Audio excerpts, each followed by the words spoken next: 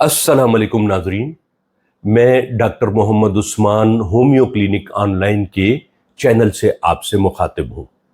जैसा कि आप सब जानते हैं कि हम सेहत से आगाही से मुताल्लिक होम्योपैथिक प्रोग्राम लेकर आपकी खिदमत में हाजिर होते हैं।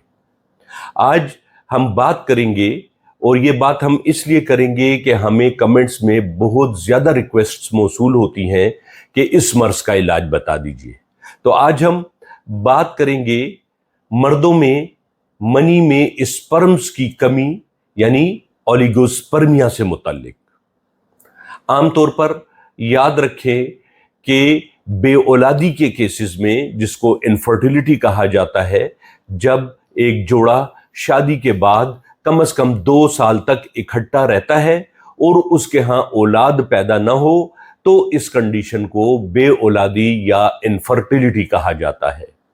इसके इलाज के सिलसिले में फीमेल और मेल दोनों की इन्वेस्टिगेशंस की जाती हैं, और इन्वेस्टिगेशंस के नतीजे में मेल या फीमेल जिसमें भी कोई कमी पाई जाए या दोनों में कमी पाई जाए तो उसी तरह उसका इलाज किया जाता है। यानी बेऔलादी के मर्ज में डायग्नोसिस या तशखीस को खास अहमियत हासिल है। तो कई मर्तबा मर्दों में डायग्नोसिस यानी तशखीस के नतीजे में ये बात सामने आती है कि मर्दों की मनी में स्पर्म्स की मतलूबा तादाद नॉर्मल से कम है, जिसे ओलिगोस्पर्मिया कहा जाता है।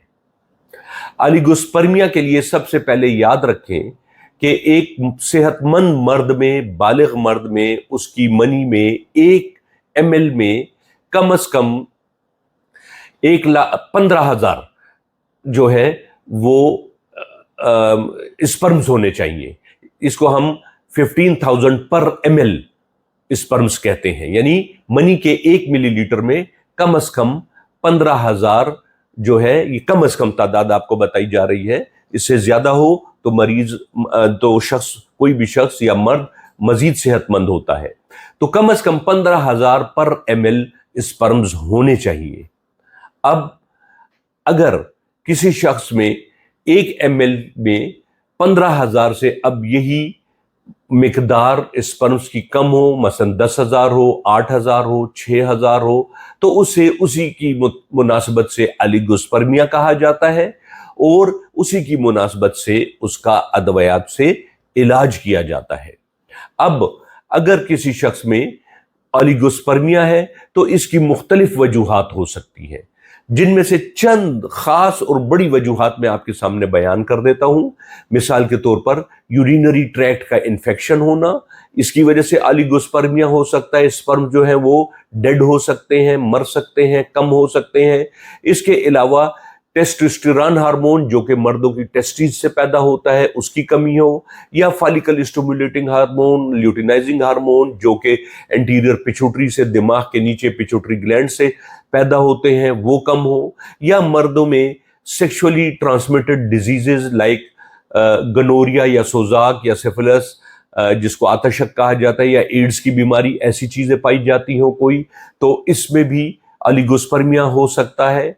और इसके साथ साथ फिर ऐसा भी हो सकता है कि किसी शख्स में हिस्ट्री ऑफ मम्प्स, यानी कि बचपन में कनपेड़े जिसको कहते हैं, मम्प्स, ये गलसूए जिसको कहते हैं, ये अगर निकले हो तो फिर उसकी कॉम्प्लिकेशन के नतीजे में जवानी में फिर ओलिगोस्पर्मिया या एजोस्पर्मिया, बिल्कुल ही स्पर्म्स ना हो मनी में, ये भी हो सकता है, और इस वजह से भी इनफर्टिलिटी हो सकती है।